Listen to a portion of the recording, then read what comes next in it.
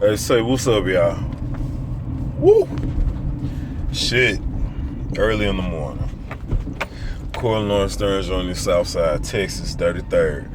Finna head to the gym. But not before I give, my thoughts on what transpired Saturday night in the world of boxing.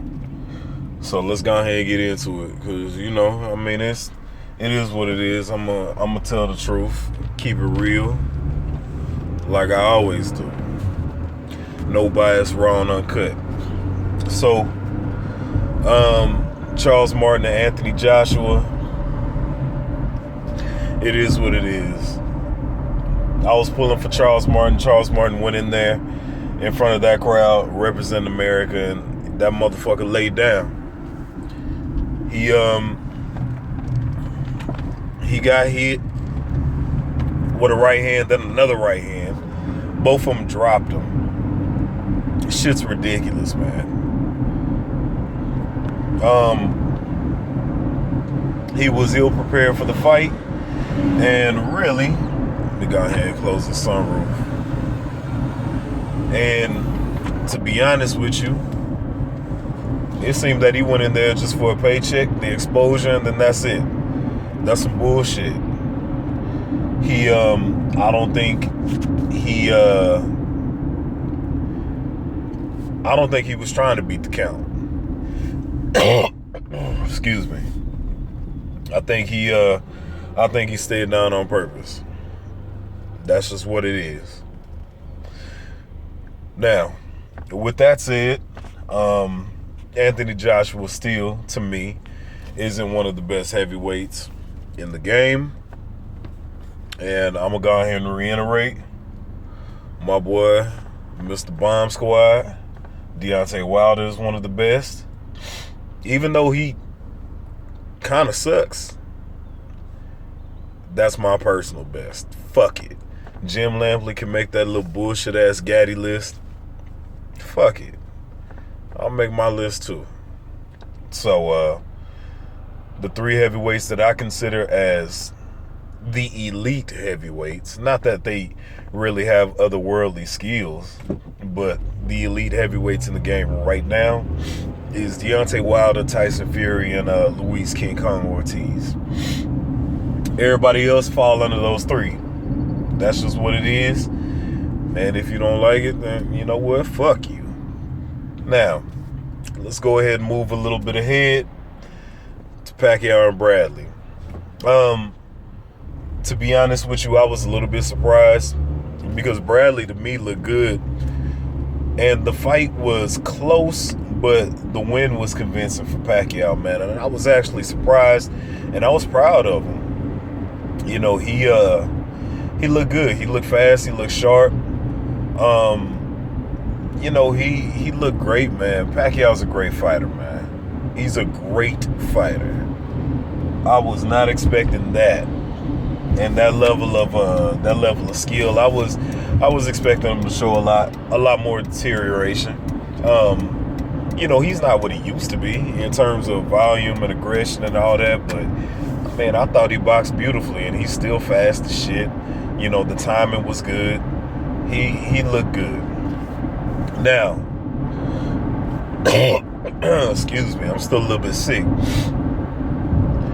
Two things though from the HBO telecast. Number one, HBO is just behind the times, man. That fucking commentary was fucking ridiculous. All that excuse me, all that meat sucking they was doing, all that fucking bullshit. Kellerman saying that Manny Pacquiao is still, the greatest fighter of this era when he got his ass dominated in the fight right before fucking beating Tim Bradley. Got his ass scuffed, scraped, whatever the fuck you want to say. Manny Pacquiao's not the best of this era.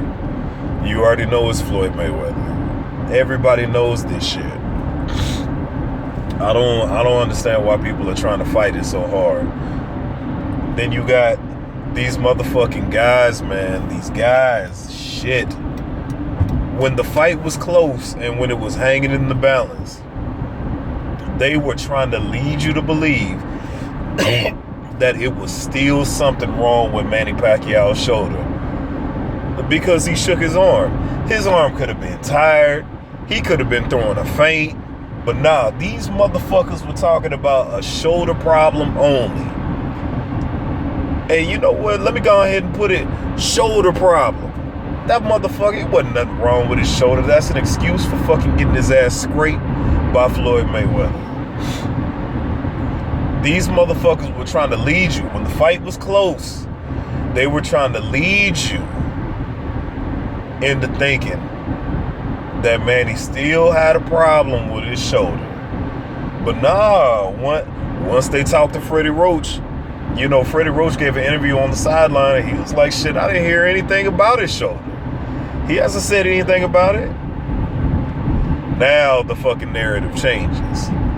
Now all of a sudden, you know, Manny Pacquiao is the guy to overcome all odds, poverty, and the shoulder problem, and the arduous training. Get the fuck out of here, dog. I thought Manny said he didn't even go through training.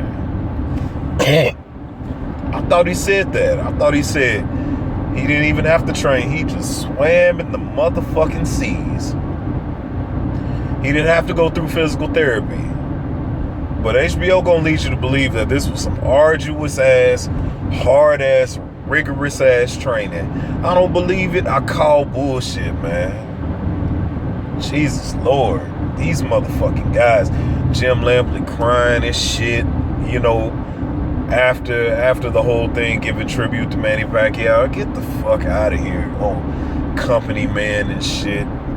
I was really surprised at how biased Max Kellerman is, because usually I look to him to be the voice of reason, besides Roy Jones, but I look for him to be the voice of reason from those guys. I mean, this dude is about to be the remix of Jim Lampley 2.0. I'm fucking, I don't know how much money they paying him, but it must be good for him to sound like that, to be sucking all that dick. Now, getting away from those guys, I don't know what's next for Tim Bradley. Honestly, man, Tim Bradley's post-fight interview made me sick.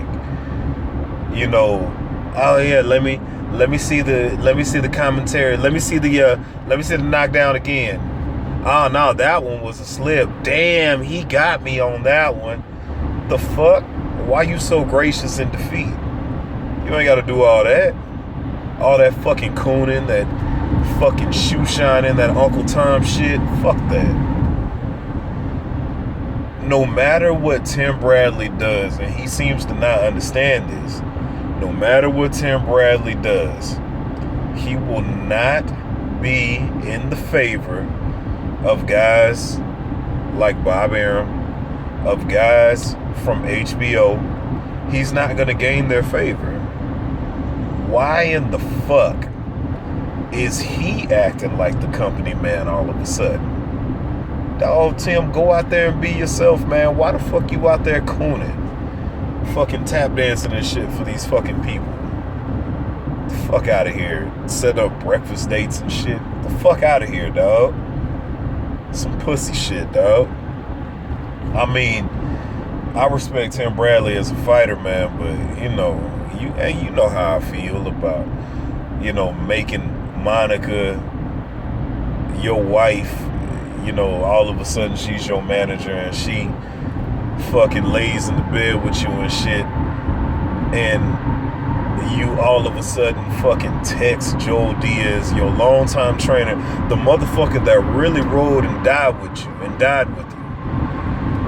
you know, who was concerned about your health before the Juan Manuel Marquez fight, and you gonna text this dude, you gonna message him, you don't even give this guy the decency to, when basically he was trying to save your life on multiple occasions, you don't give this guy the decency to, you know, talk to him face to face, call him up like a man.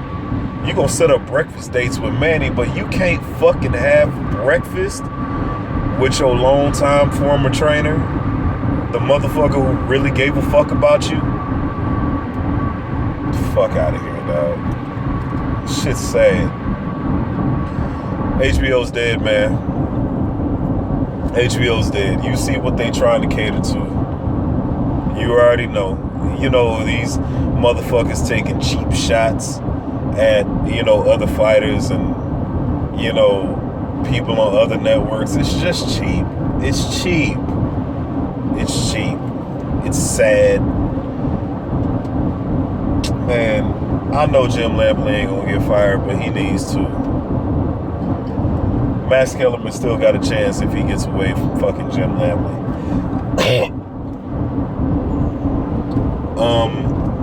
Roy Jones, I still like Roy Jones because this motherfucker go in there and he be telling the truth, but he was actually in rare form too.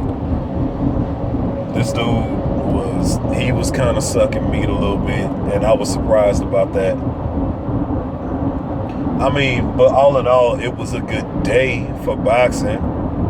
I was happy to see Manny Pacquiao, I don't want to say turn back the clock, but I was happy to see that he still had a little bit of juice in him and to fight more intelligently than he has in the past. I was happy to see, you know, the heavyweight division. I was mad that the fight was so short between Martin and Joshua, but I was happy to see that, you know, the heavyweight division shaping out into being a real nice and hot division, man. And Anthony Joshua continuing to separate himself from, you know, a lot of these other guys who are just scrubs in the game, like Charles Martin. Fuck it. I said it. I was pulling for Charles Martin. Now he a scrub for laying down like that, getting hit with the same right hand 2 times, falling, and purposely not beating the count. Fuck it. That's scrub shit. But, I mean, that's all I gotta say. Let's go ahead and keep this boxing shit going. I'm gonna try and fucking go to the gym, get rid of this cough, get rid of a whole bunch of shit, detox if you will, and I'm gonna holler at y'all, man. Damn, traffic out here is some bullshit, but it's all good though. Corey Lawrence there, joining Southside, Texas, 33rd.